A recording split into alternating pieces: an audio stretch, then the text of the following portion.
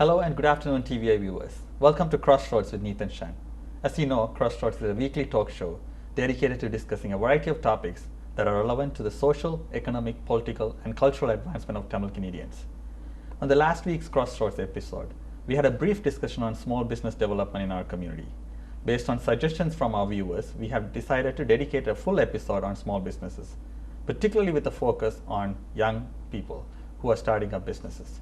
So to discuss the opportunities and challenges that exist for our young business leaders, we have three of them here who are in the studio to talk about it. So let's start with introducing them. Rukshan Pera. Rukshan, you have an educational institution that you run. And Subi Shahan. Subi is an interior decoration professional as well as a home renovation business as well. And Chandru Sivabalan. Chandru has a printing business, large scale formatting printers business. So thank you very much for taking the time. I know business folks work around the clock, unlike the 9 to 5 professionals. So taking time off to come to the studio to do this is a very worthy cause. Thank you for that first. No problem. Thank you for having us. I think with businesses, we usually talk about general stuff in the show, but with businesses, it's better to go individually into your own stories, I think, to understand why you chose a particular business. How did you decide that business was the way to go forward, or being your own boss was the way to go forward, right? So let's start with Rukshan. Why did you decide to take on the business? This was an opportunity that was presented. I wouldn't say presented. I got introduced back in 2001. I was going to a learning institute back then for myself to learn. There were kids that were requesting for to be taught and everything. So I used that opportunity. Even when I was in high school, I was kind of teaching, friends and families type of thing. But this was an opportunity where I came in back in 2001, where somebody came as a learning disability student. And sure enough, I didn't know the meaning of learning disability. So it took me a while to understand what it is and everything. Then after a while, then I surely thought there's an opportunity that exists under learning disability, that you could not only teach the kids or make them better. There's a business opportunity that community needed at that point in time. This was realized back in 2005. I mean, I started in 2001, but realized in 2005 and onwards.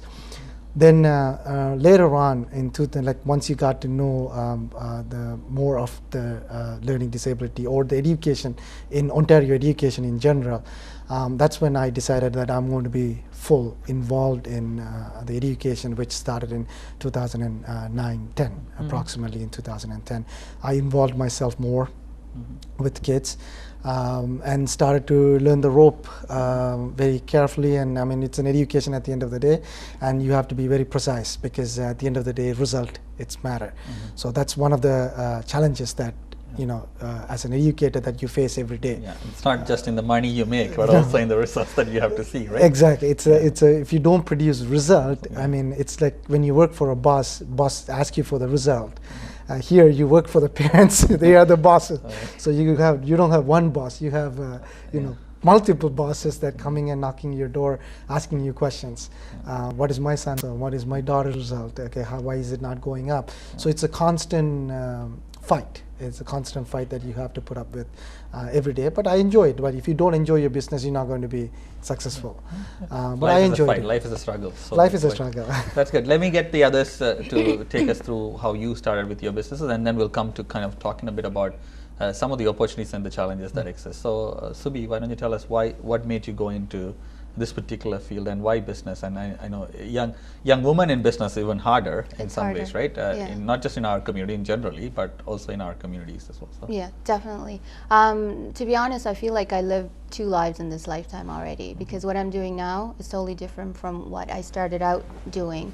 I have a BSc in, so it's in the science field. I worked at a hospital, CAMH, for about 8 years. Oh, wow. And the opportunity to start this actually came when I was pregnant with my daughter.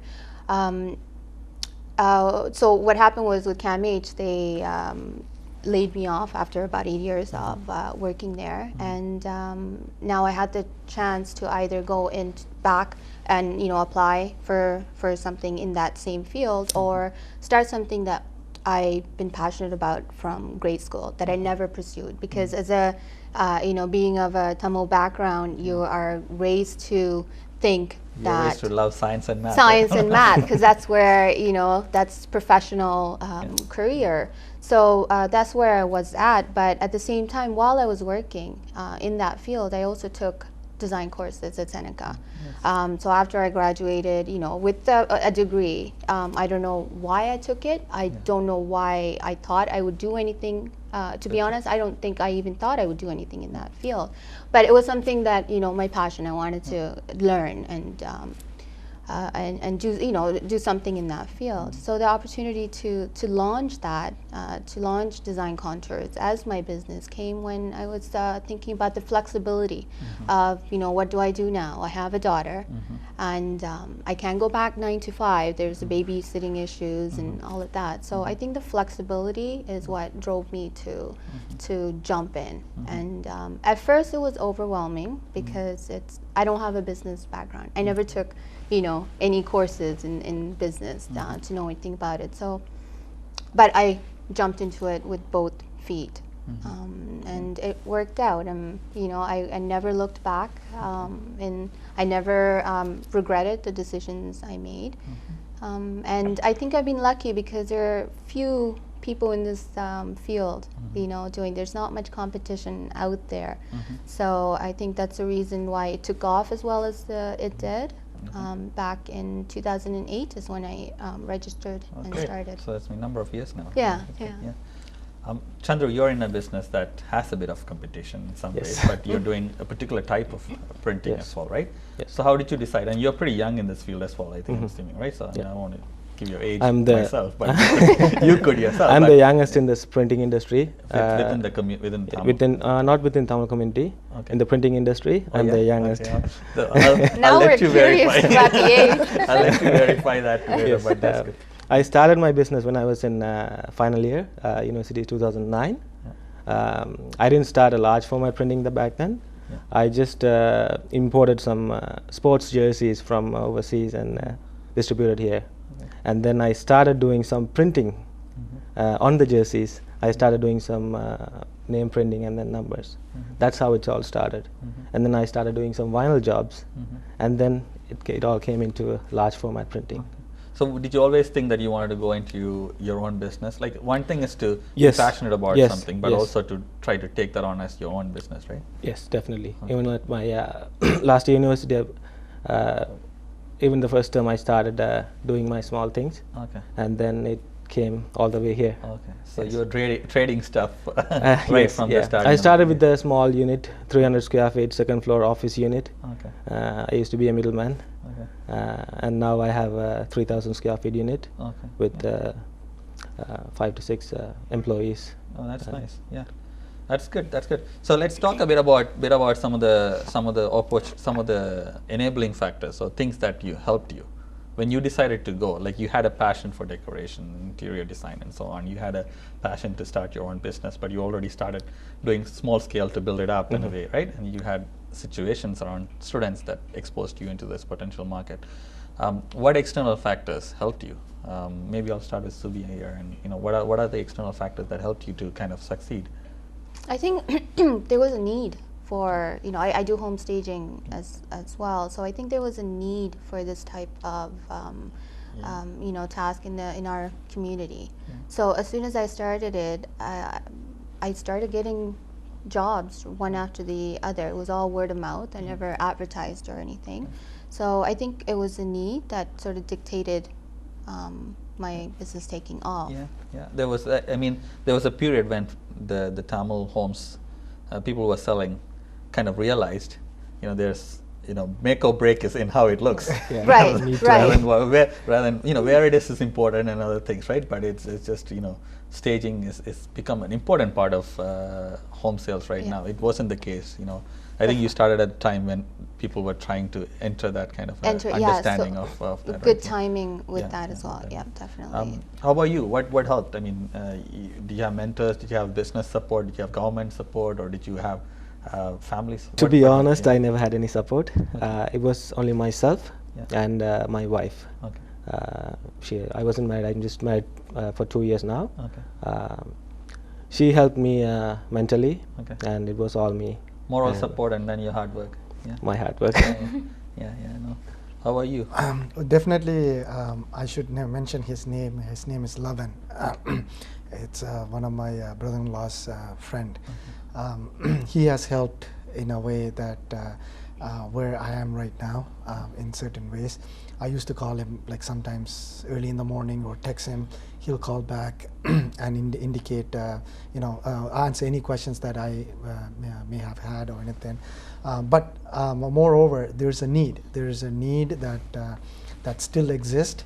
I could go on to this need in a different way, but it's something that has to be looked after. So I've looked into this, and I started with one.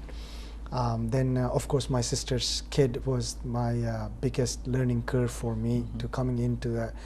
I mean, you could have a passion. You had a passion for education. You wanted to give out what you know to the people or to the students. But at the same time, when you're starting as a business, there's a lot of thinking process that needs to be going. So that was a lot of external factors that drove me to that. Okay.